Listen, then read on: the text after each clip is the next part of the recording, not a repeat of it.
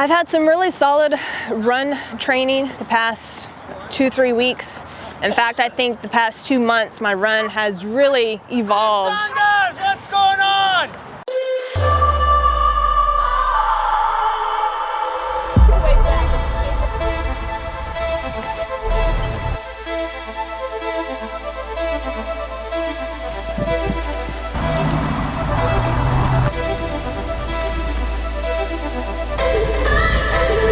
This time last year, I was really crossing my fingers for a 150.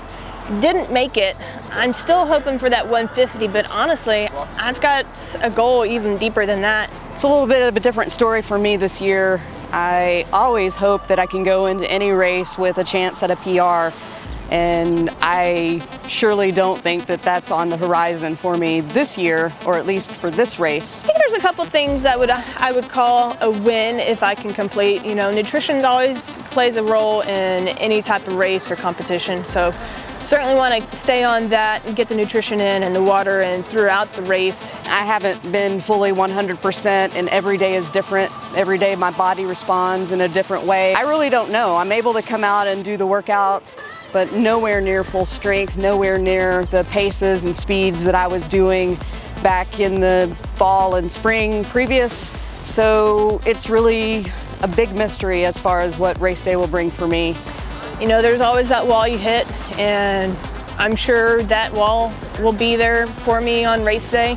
Whenever I do hit it, you know, I'm just gonna bring my mind back to each of these workouts that we've done. You know, there have been some hard workouts that we've done, and I've made it through each one of those, and you know, I've gained that mental strength, and I'm just gonna bring my mind back to it and know that I can overcome whatever wall it is, that I'm gonna overcome it and just gonna keep striving forward. Today's run, 3 easy miles, 3 miles building to half marathon goal pace, half mile easy, which I'm on right now,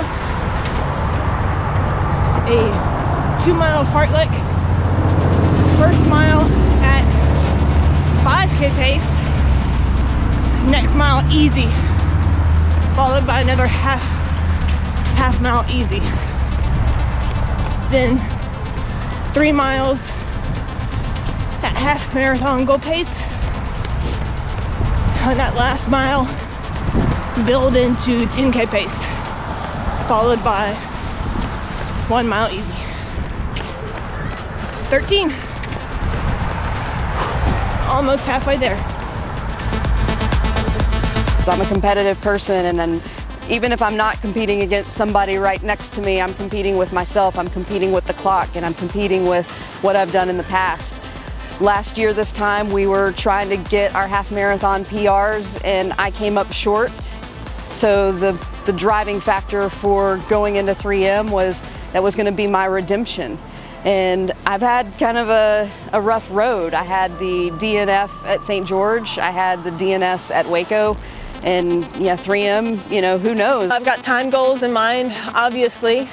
I do want to go sub 150. To do that, I've got to run an 8:24 pace, which I think right now is totally doable. I'm doing these track workouts, 800 repeats, 8:24, and that's holding back.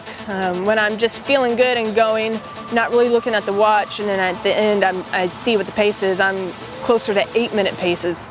So as long as I can hold that for 13 miles, and I feel that I can, I feel like maybe I can even hold an 8:20 pace.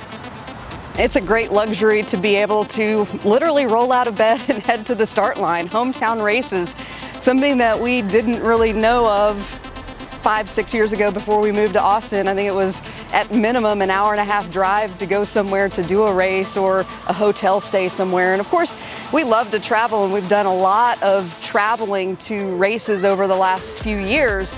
But you know, Austin is cool. It's a great vibe, great community. And when you see all the runners just going down Breaker Lane or making their way to downtown or celebrating at the finish line on Congress, it's a pretty cool feeling. And you know, I think there's nothing like running Austin.